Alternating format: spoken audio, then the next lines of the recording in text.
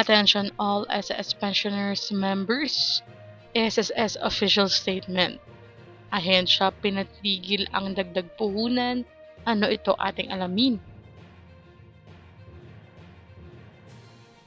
Magandang araw po sa ating manonood. Alam niyo po bang ipinahayag ng Social Security System na mananatili itong may tiwala sa First Gen Corp, ngunit pansamantalang ay pinagpapaliban ang karagdagang pamumuhunan habang hindi pa nareresolba ang alitan sa loob ng pamilyang Lopez.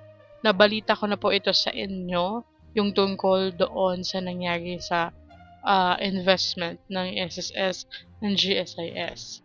Ayon sa mga ulat, hindi ibinebenta ng SSS ang kasalukuyan nitong hawak na share sa company na nagpapakita ng patuloy nitong kumpiyansa sa pangmatagalang kakayahan at kita ng energy firm.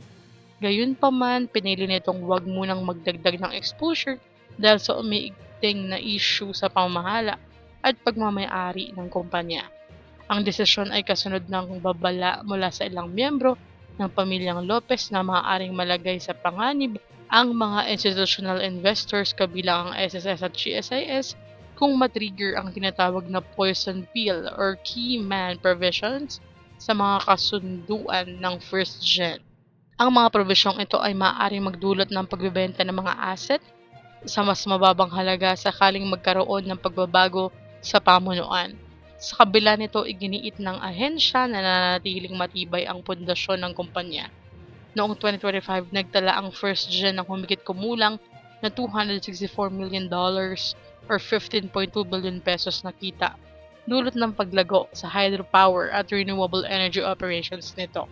Sa kasalukuyan tinatayang mahigit 2 billion pesos ang pinagsamang hawak na shares ng SSS at GSIS sa kumpanya.